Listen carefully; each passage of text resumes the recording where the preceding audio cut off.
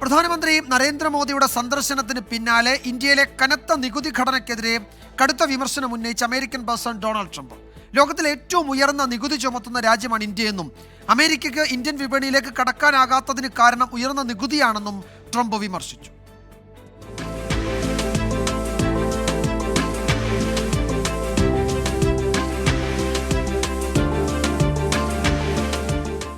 വോട്ടേഴ്സിന്റെ പങ്കാളിത്തം വർദ്ധിപ്പിക്കുന്നതിനായി ഇന്ത്യക്ക് അമേരിക്ക $21 മില്യൺ നൽകേണ്ടതിന്റെ ആവശ്യം എന്താണെന്ന് ഡൊണാൾഡ് ട്രംപ് ചോദിച്ചു.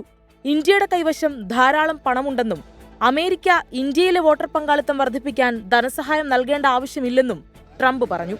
ഇന്ത്യയിൽ വോട്ടേഴ്സിന്റെ പങ്കാളിത്തം വർദ്ധിപ്പിക്കുന്നതിനായി USAID $21 മില്യൺ തെരഞ്ഞെടുപ്പ് കമ്മീഷന് സംഭാവന ചെയ്തതായി ഇലോൺ മസ്കിന്റെ നേതൃത്വത്തിലുള്ള ഗവൺമെന്റ് എഫിഷ്യൻസി വകുപ്പ് വെളിപ്പെടുത്തിയതിന് പിന്നാലെയാണ് ട്രംപിന്റെ പ്രതികരണം. എന്നാൽ ഇന്ത്യയിലെ വോട്ടർമാരുടെ പങ്കാളിത്തം വർദ്ധിപ്പിക്കാൻ അമേരിക്ക പണം നൽകുന്നുണ്ടെന്ന വെളിപ്പെടുത്തൽ മുൻ മുഖ്യ തെരഞ്ഞെടുപ്പ് കമ്മീഷണർ SY ഖുറൈഷി നിഷേധിച്ചു. താൻ പദവിയിലിരിക്കുമ്പോൾ അത്തരമൊരു ധാരണാപത്രത്തിലും ഒപ്പിട്ടിട്ടില്ലെന്നും ഖുറൈഷി വ്യക്തമാക്കി.